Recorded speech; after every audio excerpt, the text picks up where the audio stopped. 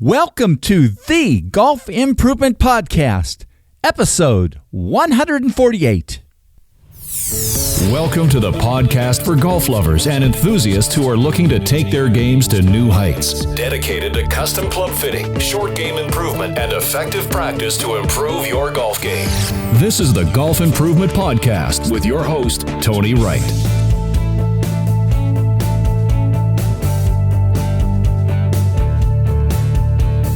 Hello, this is Tony Wright from Game Improvement Golf in Oak Ridge, Tennessee, with the Golf Improvement Podcast, dedicated to sharing useful information on true custom club fitting, short game improvement, and effective practice techniques. I create exceptional golf clubs. You shoot lower scores. I hope that you listeners are as excited today to get to tune into this interview as I was to record it. Today's podcast is with Tom Wishon from Tom Wishon Golf. Tom is the most accomplished golf club head designer the world has ever seen, the biggest vocal advocate golfers have ever had for the benefits of true custom club fitting, and, related to our podcast today, the author of the about-to-be-released Captain Clubmaker, Experiences and Insights from a Life in Search of the Perfect Golf Club. So let's get to it.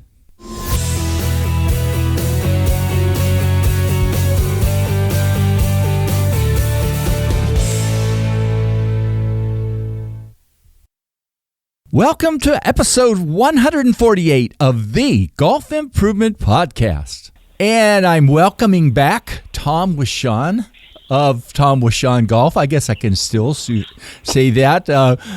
Still a guru of custom fitting and of club design. But Tom has just written a new book that we know is going to hit the streets. My gosh, hopefully within the next week or so. But you know how books go, right? Yeah. Yeah. And I was so delighted you gave me the chance to read this up front. It made it a lot more fun in terms of trying to ask you some things during our interview, Tom. So thank you for that. And it's going to be fun to talk about this today. Well, thanks for your invite, Tony. It's always good to have a chance to talk to you because of your commitment to custom club fitting and educating people with the best knowledge about golf equipment. Yeah, it's a lot of fun to do that. Well, maybe we start and talk a little bit about what retirement has been like for you. Other than the book, what kinds of things have you been up to? Other than that, a little bit that have been really fun, right? Yeah, it's worked out very well. In October of 2016, Mary Ellen and I sold our brand to our largest customer, Diamond Golf International. Diamond Golf, a little trivia point, they are based in the UK, but they are the oldest continually operating custom club making supply company in the world. And, you can say that since Golfsmith, went out of business. Yeah. But I've known the guys at Diamond Golf, going back 30 some years, with that. They really are a quality company, and I felt really good about handing my brand over to them. But I kept working. That's why I used the prefix semi in front of retired because I consult for Diamond, and what that means is I continue to design all the product that carries my name, and also answer a lot of their technical questions and bring their technical staff up to speed little by little, with that. So actually, I work as hard as I did before. I just don't have employees. They're, without, it's not being negative about employees, but, it's kind of fun to work for yourself in many ways too, right? I think so. Yeah, it is. I really have a dream life. I work out of my office workshop, which is our old R&D building that's located on the driving range at Dalton Ranch Golf Club in Durango, Colorado. So my commute during the regular warm weather season is a half-mile commute on a golf cart, over there. In the wintertime is the only time when I drive my actual gas-burning SUV. And since 2016, I've put a grand total of 3,000 miles on my actual car. So that's amazing. Yeah. Yeah, I'm doing my part for reducing fossil fuel consumption here. Yeah. Well, your book is titled Captain Clubmaker, Experiences and Insights from a Life in Search of the Perfect Golf Club. And I think you had been talking about doing this for a while, but when did you really get serious and say, I'm gonna knock this thing out?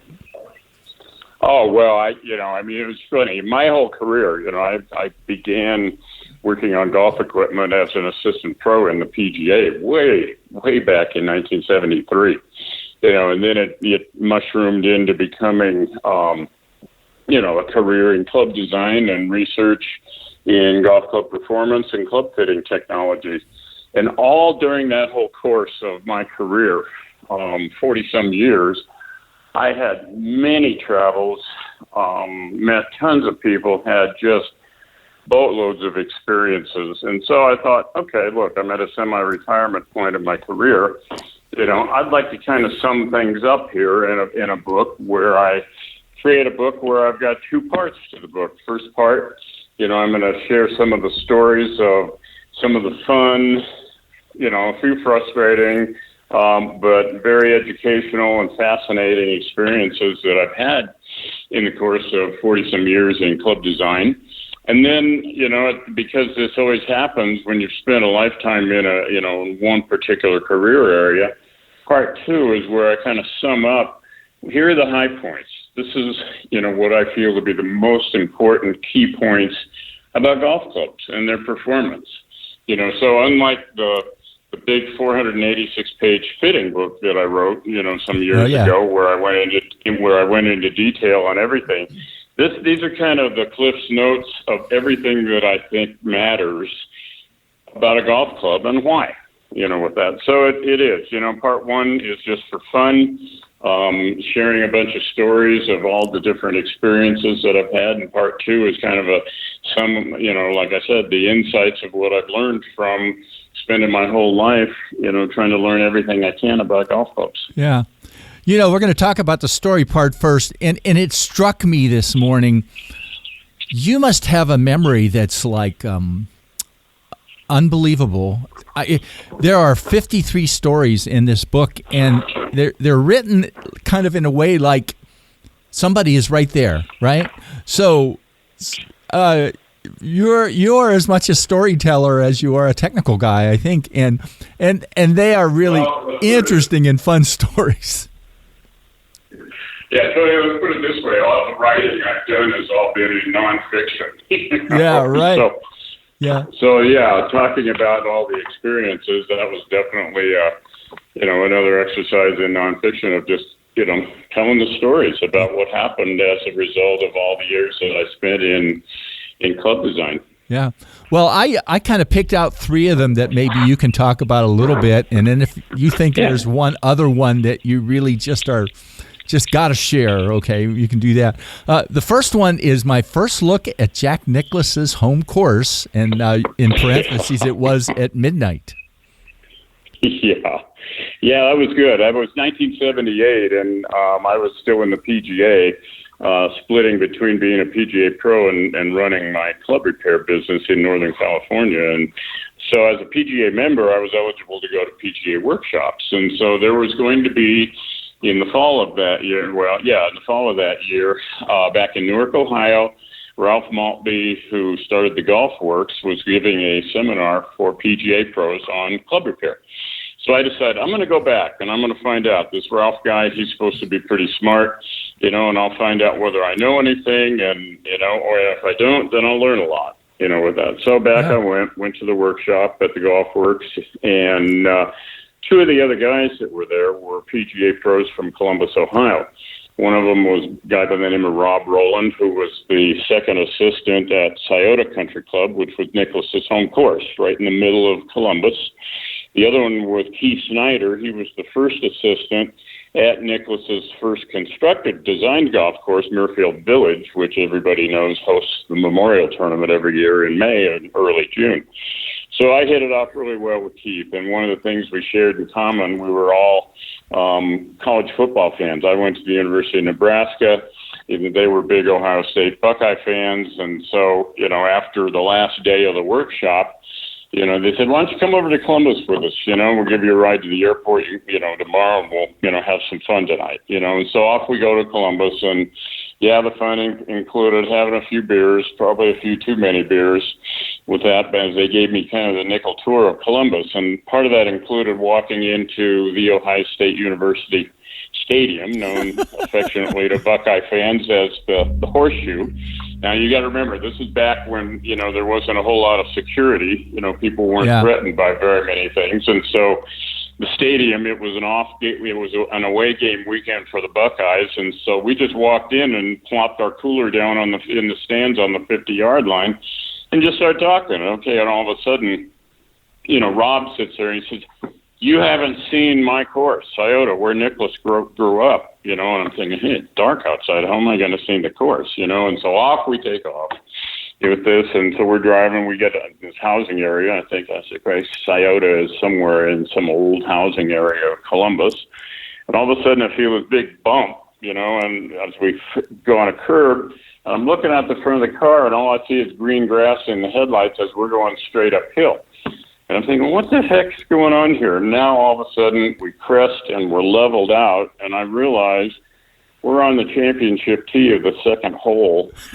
Rob has pulled his car on the golf course on top of the back tee on the second hole, which at that time there was a thing in Sports Illustrated where Arnold Palmer picked the best 18 holes that he thought were in America. And the number 2 hole on Palmer's favorite 18 was the second hole at Scioto Country Club. It was like a 436-yard par 4. And so here we are on the tee box in Rob's car in the middle of the night. The headlights are on.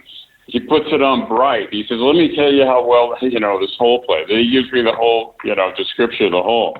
Keith, on the other hand, he's nervous as can be, and I can guess why, because we're expecting, flashing lights and a siren anytime. All of a sudden, Rob realizes, in the best interest of job security, I think we best leave right now. At which point we backed his car off of the tee box on the second hole, and very quietly, drove and got away. Never got caught. Rob never got fired. Everybody was happy, and it was just a good experience. Oh my gosh, that's great. Now the second one that was a little different is the one coming this close to meeting Ben Hogan. Yeah. Well, I've always written, in my career, in addition to doing a lot of club repair, club design and club research. I always did a lot of writing because there was so much bad information about golf clubs out there, and I wanted to do my best to, to share what I learned and teach people in the industry as well as golfers, the truths about golf equipment. So I got hooked up writing on the side for Golf World Magazine, the weekly publication, which is currently owned by Golf Digest. But back then it was owned by a small publishing firm out of Atlanta by the name of Billion Publishing. And the magazine was basically headquartered in Southern Pines, North Carolina, in the Pinehurst area there. And so I was tapped to write a trade publication for Golf World Magazine called the Golf World Pro Report. And it had all the news of the industry, and it also had a heavy dose of equipment. So this was back at a time when, it was always the case for Golf World Magazine, always catered to the low handicapper. The serious player. And so as such, there was a heavy dose of advertising in there from golf companies who catered to the more traditional market. Golf World's biggest advertiser was the Ben Hogan Company, and as you well know, Hogan was famous for all of the really good forged carbon steel irons that Ben designed, for the company. So I was writing a piece about investment cast irons versus forged irons, and I was making the point about how the vast majority of investment cast irons were cavity backs, and therefore they were more forgiving than a forging. And so there it was. I made the statement that cast irons are more forgiving than forged irons. Okay. So I'm working, as president of Dynacraft in my regular full-time job. I get a phone call one day, And it's from the publisher of Golf World, Doug Billion. And Doug says to me right out of the bat, he says, how would you like to go to Fort Worth and interview Ben Hogan? And I'm thinking, oh, is the Pope Catholic? Yeah, right. That type of thing. And, and he says, I'll have the ticket at the counter at the Columbus airport. You can leave tomorrow. Meet me down there. So there it was. The hook was set, and I was off and running and got down there. Okay, so Doug and I walked into the Hogan factory, and we were led back to this conference room.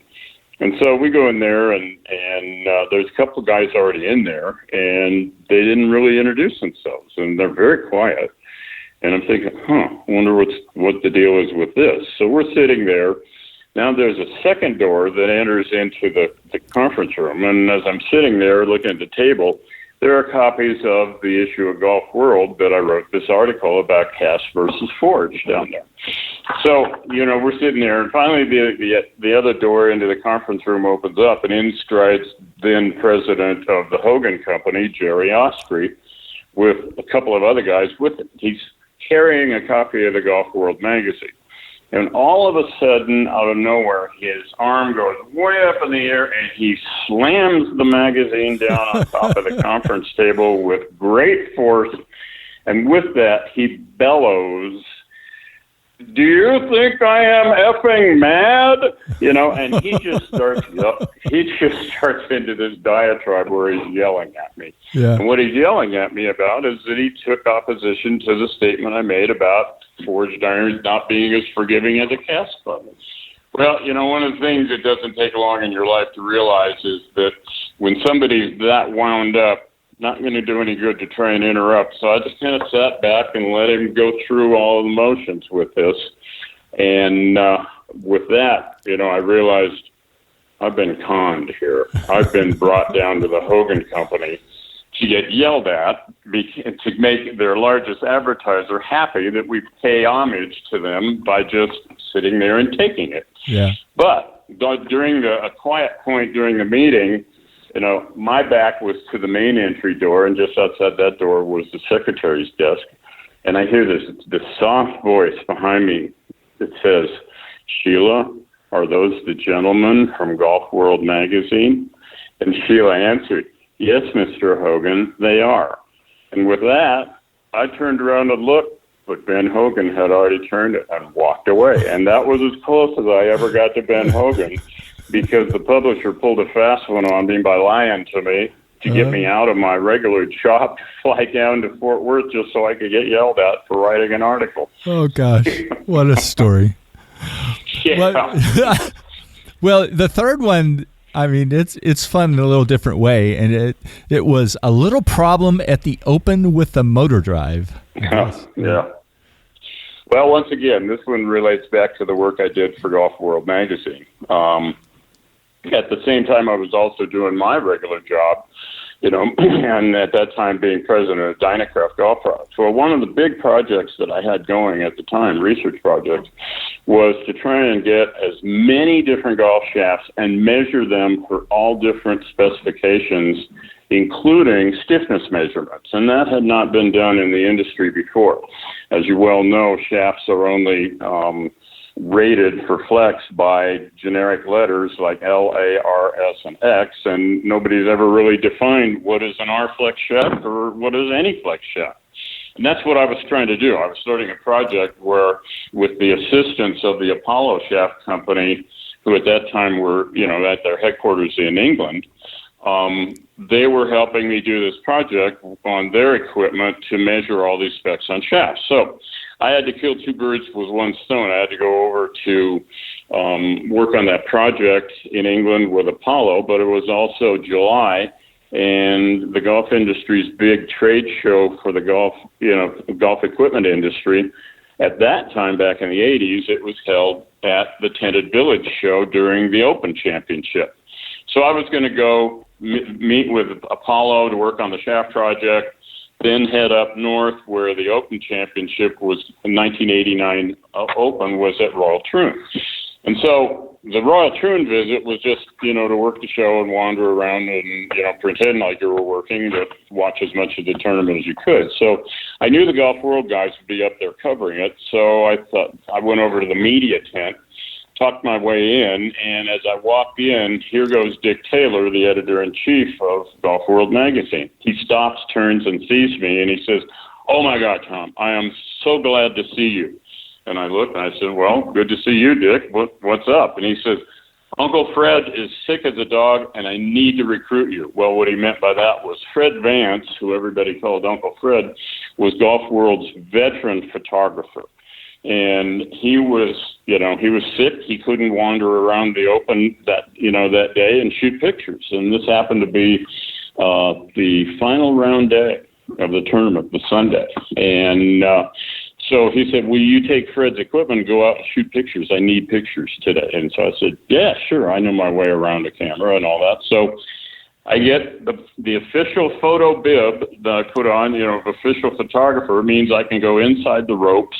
I can go pretty much anywhere, around there. So off I go, and I'm camping around the postage stamp green, looking down on that from the dune up to the left above the hole, taking pictures there. I've worked my way out to the 11th hole, the long, difficult par 4 right next to the railway line.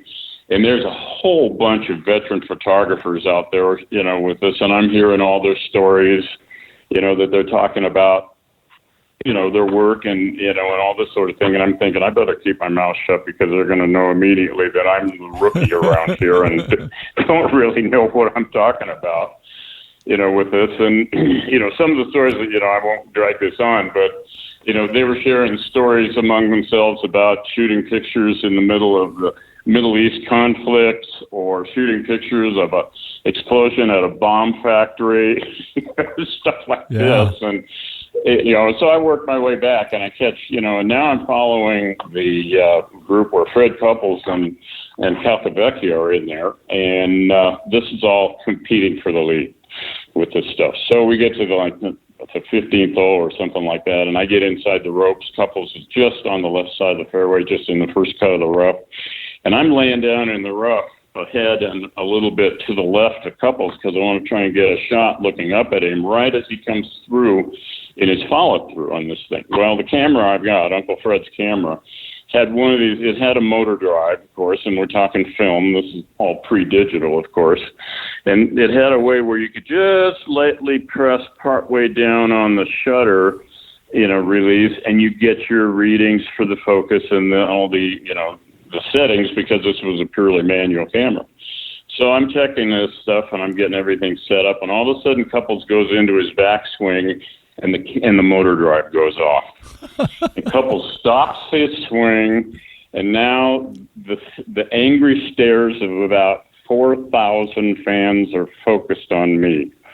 And if you want to talk about how small you can feel, there it was, captured on national television, for everybody to see that some idiot photographer, his camera went off and almost cost Fred Couples a shot there. Yeah. With that, and I just had to get out of there. So I skulked away, and walked, and all of a sudden I realized here's a red-coated RNA official. He's hollering at me, and, I just stopped and turned around, and I just said, "Look, I know I effed up. Here, you don't have to tell me about it." And I wheeled and went away, and boy, did I feel bad. So I get back to the media tent. I tell, Dick about it. I hand in my rolls of film and all this sort of thing. And he says, "Look," he said, "let me get you Couples' address." He said, "I'll, write him an apology letter. He's a good guy. He won't hold any grudges." So I did that when I was home, and wouldn't you know it, for Christmas that year, I got a special Christmas card from Fred Couples, with that. But it was quite the experience to be an official photographer for the British Open for one day out there. Yeah. Well, is there any other one story in the book that you just want to share that particularly sort of grabs you? Or? Oh, gosh. Too many, huh? Yeah, a lot of them had to do with manufacturing, going into all the world's different manufacturing plants for, casting club heads, forging club heads. making shafts and the whole thing like that. Those things were absolutely, positive, fascinating, with that. But I think, when it comes down to it, some of the best ones involved the fact that I designed the last set of golf clubs that Payne Stewart played in competition before his horribly tragic ending in that terrible airplane accident with that. And I had plenty of experiences with Payne during the process of designing the clubs, but I think one of the best ones involved my son Kyle, who at the time was 14 years old and a budding junior golfer at this. And this was one of the first times that I met Payne. And he said, look, I'm in Austin, he said, and I was in Austin because I was working for Golfsmith at the time as a vice president there. He said, I'll be out at Barton Creek Lakeside having a lesson with Chuck Cook, who was his swing coach and based out there. Once you come out, he said, we'll be on the back nine after 1 o'clock. I said, sure enough, so, Kyle was home early from school, and I said, hey, jump in the car, let's head out. I got a surprise for you, with that. So the two of us go out there, get a cart, we head out, we catch him on the 11th hole or so, and I'm just getting a feel for how Payne hits the ball and swing characteristics because I know I'm going to have to be working with him on his clubs and all this.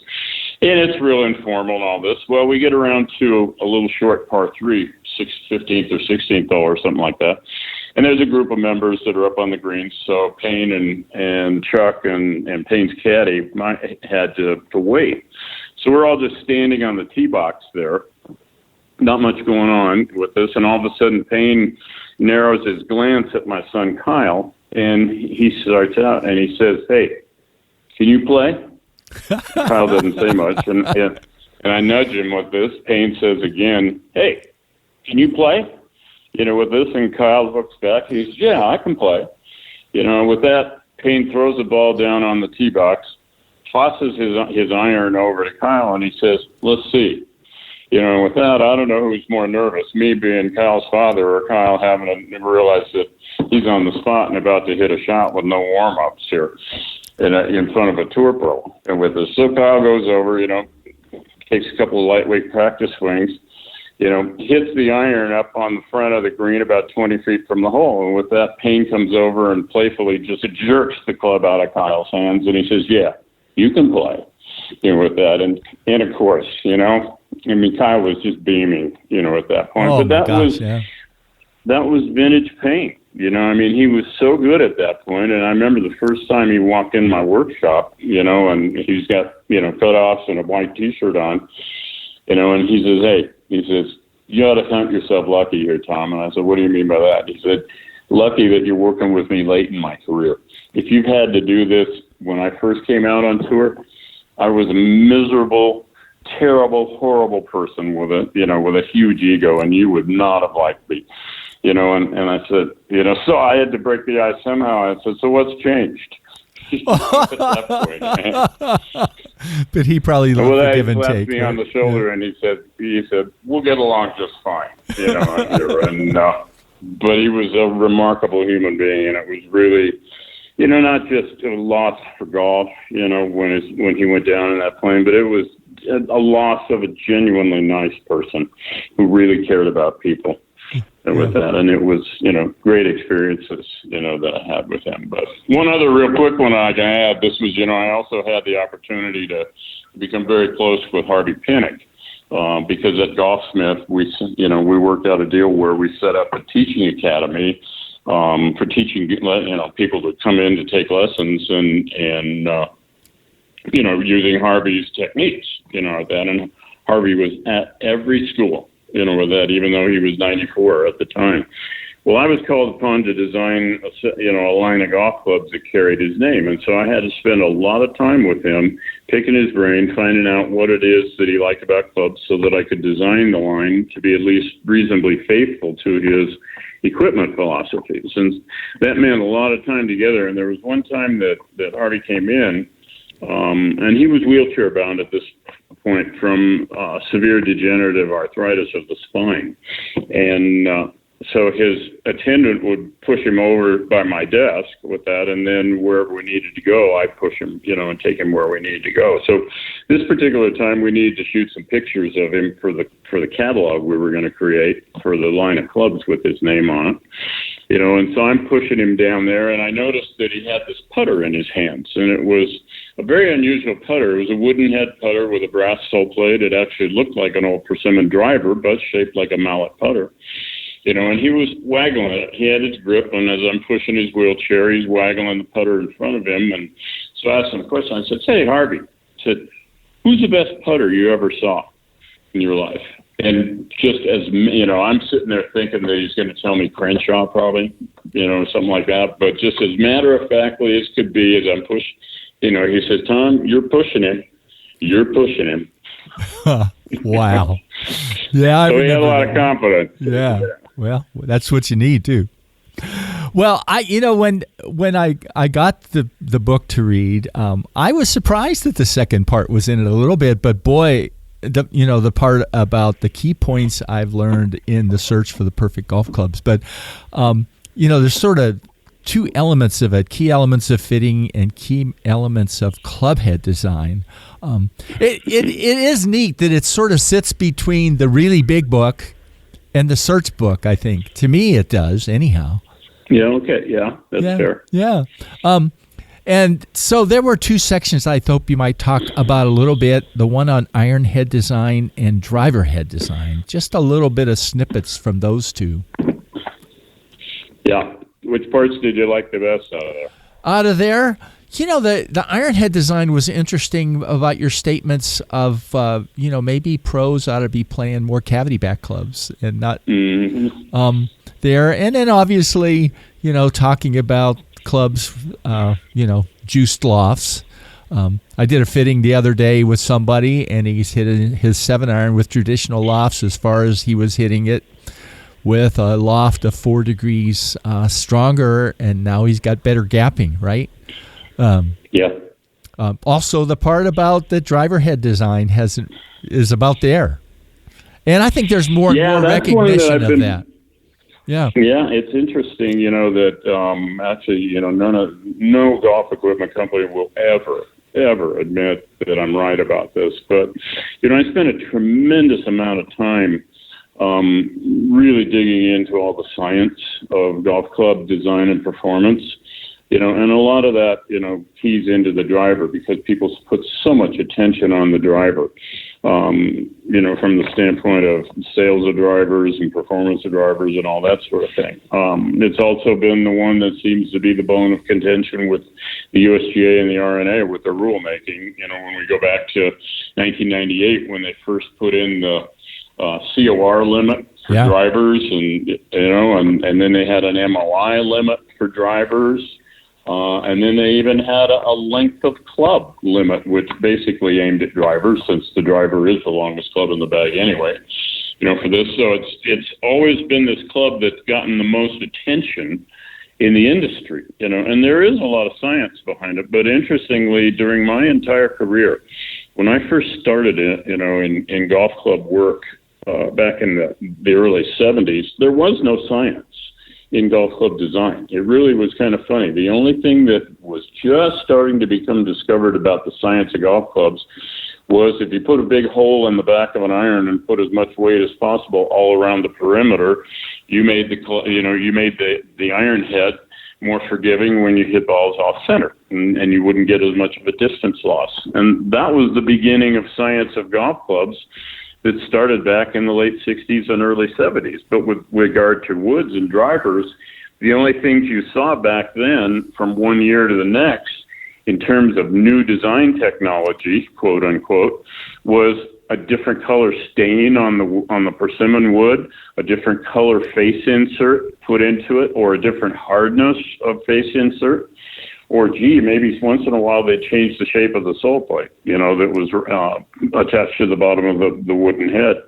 They didn't know about things like coefficient of restitution, and they didn't know about moment of inertia for woods yet and all that. And I had the opportunity during my whole career to live through that and in large part discover a lot of it, from the research that I did, for this. I wrote in the introduction of the book, I started out, and saying, why should you listen to why should you listen to what I have to say about golf clubs when I never worked for one of the giant golf club companies?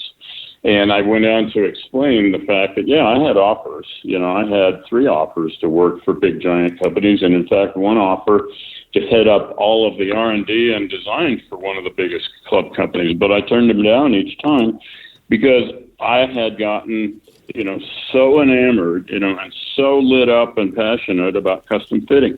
I found from my research that you could make changes in golf clubs that very definitely is going to, help people play better and shoot lower scores. And I became convinced that the standard model of business of the big golf companies, which was to package all their technology into club heads made to one series of standard specifications and built to one series of standard specifications so they could be more easily sold in volume off the rack in retail stores. I completely was against that as a way to sell golf clubs. So that was the big reason why I said thanks but no thanks each of the times the big companies came to me.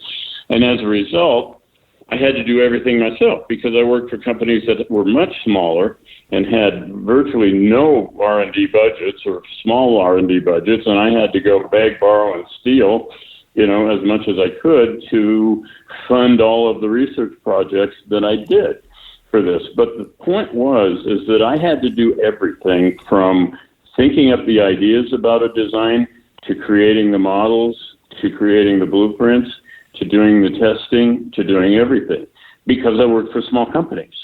And so as a result, if you work for a big giant company, it's a design by committee situation. You have one group of people thinking up ideas. You have another group that's just working on shape concepts.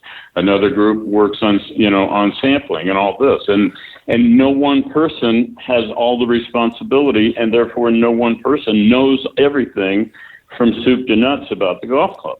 With this, I had that advantage because of the companies and the side of the industry that I worked for. So, from that, I got the chance to learn everything there is to know about a golf club from that. And I believe that the other thing that helped it was the fact that I always designed for the largest custom club making supply companies. And that meant that I always had to design, anywhere from 8 to 15 new models of club heads every year.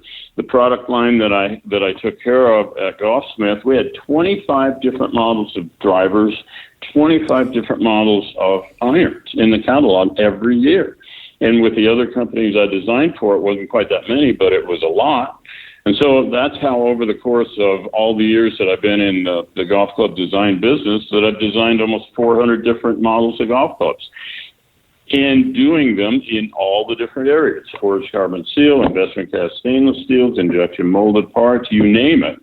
And so I had a depth of experience that no single person ever in the history of golf clubs has ever had. That's why I felt that I had something to say, in terms of this is what I really think matters about a golf club, and this is what I know doesn't matter. The other, you asked what struck me. There was a lot of discussion in the iron design about everybody saying that you can lower the center of gravity, and that'll have a big impact on how high you hit the ball. And you talk a lot about that in that portion of the book, right? Tell a little bit about that part. Well, it's always been a game improvement feature to say that for less skilled players, people who aren't as talented, we want to design the iron so it has a very low center of gravity. Lower center of gravity means a higher shot. So that way the less skilled player has a low center of gravity iron to hit the ball higher, to make it carry further and stop better on the greens. Problem is that low center of gravity only remarkably increases the height of a shot as your club head speed gets higher and higher and higher, and your backspin gets higher along with that. Now, when you look at it, you say, okay, there are some high club head speed, less skilled players, but who is it you look at as a golfer who typically, you say, would need to get the ball higher up in the air? Women, seniors, people who don't swing the club quite as fast. And that's just a product there. So, yeah, you give them the low center of gravity, and they might hit a couple feet higher than what they hit their other, model of clubs, but they're not going to hit it remarkably higher. And that's because they just don't have the club head speed to generate to take the launch angle of the shot and keep it going up and up and up with higher spin to get that higher flight that a low center of gravity could give. So the guys who don't need, help from a low CG, they have the swing characteristics to take advantage of a low CG. The people who need the help from a low CG the most, they don't have the swing characteristics that can really make the low center of gravity do what it's supposed to do.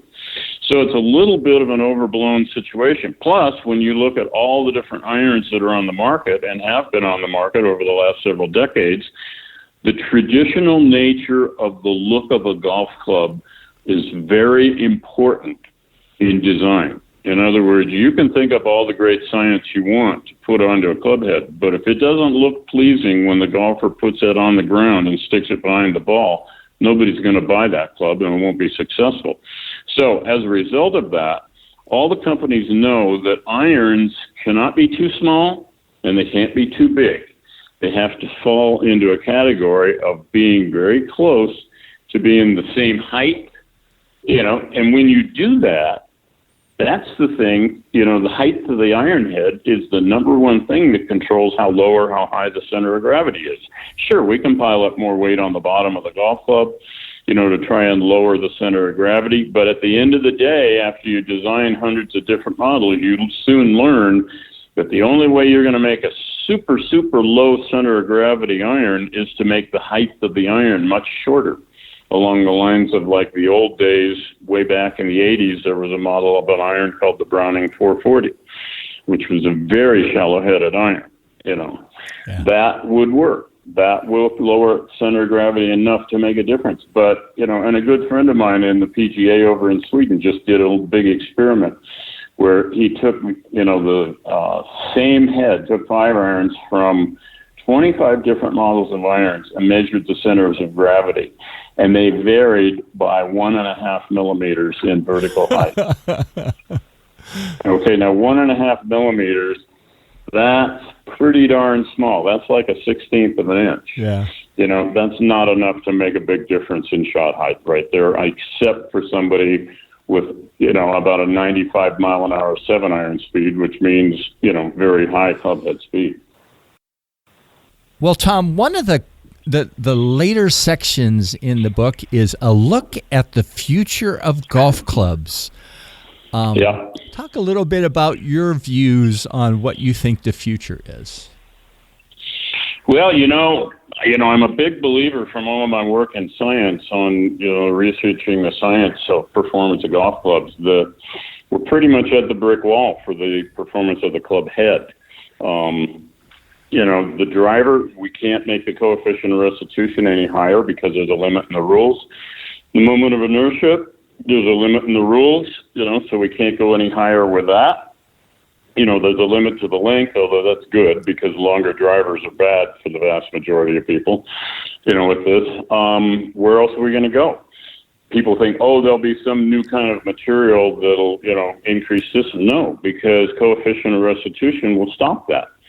So it doesn't matter if if the Mars rover brings back some form of unobtainium from the Martian surface, with incredible strength and elasticity, the rules will stop it, for that. So what's left, there really isn't, in terms of driver head design, that we have out there. With irons, there's a little more room for the moment of inertia to be increased and make off-center hit performance a little bit better, but gee whiz, there are so many irons made today, that have sufficient moment of inertia and a variable thickness face that you're not going to improve the off-center hit distance and by more than just small increments that are out there. Center of gravity movement, we're making hollow steel irons now where we can pile up 100 or 120 grams of tungsten on the bottom of the sole. Yeah, we can therefore make lower center of gravity, But once again, physics grabs us and says, hey, unless you've got about a 75-mile-an-hour 7-iron speed, that low center of gravity isn't really going to hit the ball much higher than what you've got right now, for that. So, in terms of the future of club head design, what you're going to see is a rehash of everything we've done before, but repackaged under different terminology. So the non-scientifically trained market of golfers will think it's new. It's all part of the marketing hype from the giant companies to be able to continue to sell a high volume of clubs standard off the rack, and to continue to make their money, for that. I'd like to say that real nth degree custom fitting will grow, but, unless somebody comes along like me with an absolute passion in custom fitting who also happens to win about a $30 million lottery and is willing to spend that money to market the benefits of what you do and the other professional club fitters do, that's going to be a difficult one because the big giant companies can't afford to do fitting the way you guys do. One golfer at a time, 12 specs custom fit on every single golf club in the bag and built one club at a time for one golfer at a time. They can't afford to do that. For it. And even these companies that specialize in fitting with a lot of glitz and glam, Club Champion, Tour Spec, Hot Sticks, they're working off of trying to custom fit with the big companies' standard-made clubs. They're limited in what they can change and do to custom fit a golfer compared to what you guys can do when you build the clubs from scratch, for them. So I'd like to say that, somebody's going to come along, and figure out a way to market custom fitting to the point where individual custom club makers, will see a big increase in demand for their services, but I don't know that that's going to happen. Outside of that, you're going to see more of an emphasis on pretty cosmetics, flashy colors, flashy medallions, and technology that has already existed that will be repackaged under a different name so golfers will think it's new. Yeah. The other end that's really important too, and I actually had a question earlier in here that I was going to talk about, but getting the right gapping for golfers and the right set makeup is such a huge deal in terms of really being fit for clubs, isn't it, Tom? It has become even more. It always was important. You knew that, Tony. Yeah. But ever since the last 5-7 years, it's become even more important. And the reason is because of this ridiculous lowering of loft angles on irons that's being brought about by the big companies. Back in the 90s when the 5-iron, I got to go back before that. When I first started designing golf clubs, the standard loft or the average loft on a 5-iron was 32 degrees. Then it gradually started going down, as a way to try and allow the companies to sell more golf clubs on the basis of you hit it further, and we got to a point in the 90s where it kind of stopped for a while. The 5-iron was 26 degrees. And I thought, good, that's the way it should be. And then all of a sudden, 5, 6, 7 years ago, it started again. And now we have models of irons where the 5-iron is 21.5, 22 degrees aloft. This is, what you've done when you do this, and you still keep the same number on the bottom of the club, is you've created fewer irons that the golfer can easily hit and therefore get benefit from. So the vast majority of average players, we're talking about guys who would normally hit an old 6-iron 150 yards. At this point, when you've got 22-degree 5-irons in sets, you have a 3, 4, 5, and a 6-iron that most people can't hit, not well enough to have them in their bag. And so fitting the set makeup, which is the complement of what clubs you have in your set, that's really become important so you don't get a bunch of clubs in your bag that you just can't hit very well. Otherwise, you're going to see, like if you go to a shotgun start in a tournament and you got all the carts lined up with all the bags on the back of the carts, you're going to look at all these golfers, sets of irons, and you're going to see about half of the irons are shiny and brand new looking, and the other half, are worn and hit. And what that's telling you is, lofts are too low on half of the irons in most people's sets, and they can't hit them high enough to get any benefit out of it.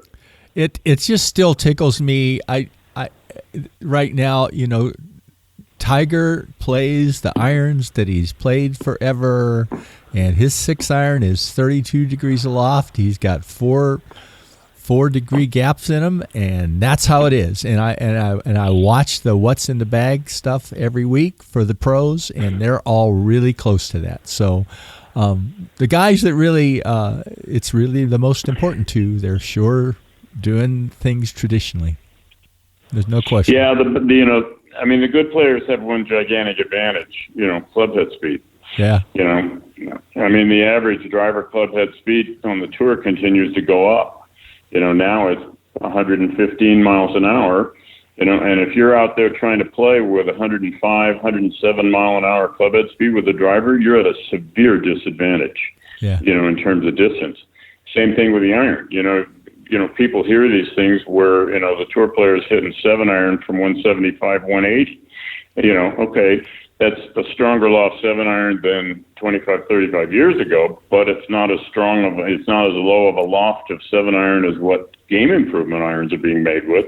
It's the 95 mile an hour club head speed with the 7-iron that they've gotten, where, Joe average golfer is 65, or 70 miles an hour for that. So, there you got it. These guys can play with normal lofts on their irons because they've got the club head speed to still hit the ball far. Yeah. Well, this has been, my gosh, I've been hoping that we were going to do this probably for 5 or 6 months, Tom. And, right?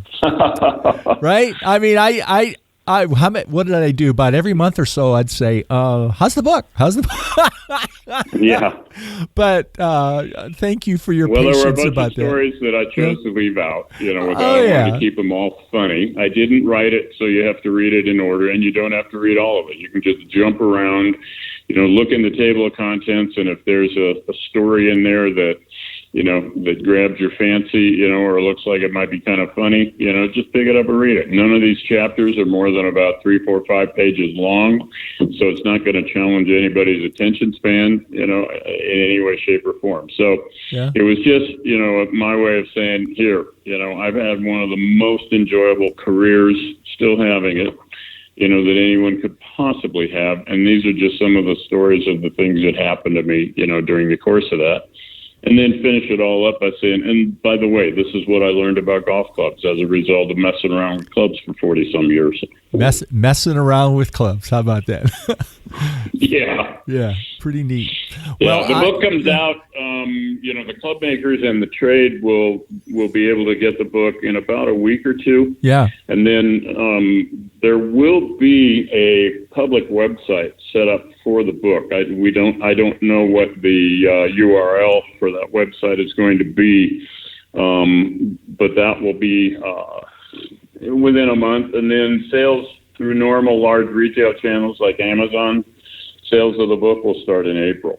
Okay. At that point. So, and if people remember, if they're interested in it, they can either just, Google Captain Clubmaker or, Tom Wishon, and you should be able to get yourself, find out a little bit more about it. Well, anybody that really loves golf and anybody that has even a passing interest in custom fitting, whether they're sort of a beginner or just wondering or, as I said, I don't know if you listened to the little mini podcast today. I mean, it was the search book was what drove me to do what I'm doing right now, because I read it and I saw it on the, I saw it in the bookshelf of another custom fitter. So, Tom, thanks for everything you do, and for this amazing project and for writing your book. Appreciate it. Thanks for your attention. Really, It's very nice. It's always nice to be able to talk about golf clubs with you. The Golf Improvement Podcast is sponsored by Tony Wright and Game Improvement Golf. Tony creates exceptional golf clubs. You shoot lower scores. Well, thank you, Tom, for taking the time to share some of the wonderful stories and great custom club fitting content from your new book. Captain Clubmaker is available now for custom fitters and club makers through Diamond Golf International. In early April, it'll be available for anyone to purchase around the world through places like Amazon.com and other links. When there are links for purchase of the book, I'll post them on my blog and in my monthly newsletter. My shout out today is for all of us in the United States who are sacrificing in any way to ensure the effects of the coronavirus are as minimal as possible. I know all of us hope and pray for a great result of our sacrifices. This is also a time when I feel pretty fortunate because I had a major blood pressure episode last week, and if I hadn't had my blood pressure taken at a routine orthopedic exam, I might not be able to record this interview this week or to bring you this interview this week. I'm starting to make some significant and truthfully needed changes to my diet and also to exercise more. I am one lucky person. Well, that's it for today. My next interview will be a return one with Bruce Rarick from Burnt Edges Consulting. Bruce will share some of the insights he's had, and maybe some pretty new ones, related to the importance of putter weighting and putting performance. See you in 2 weeks.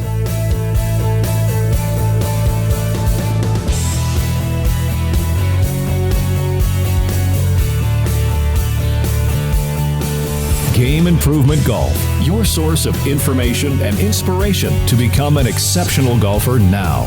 www.gameimprovementgolf.com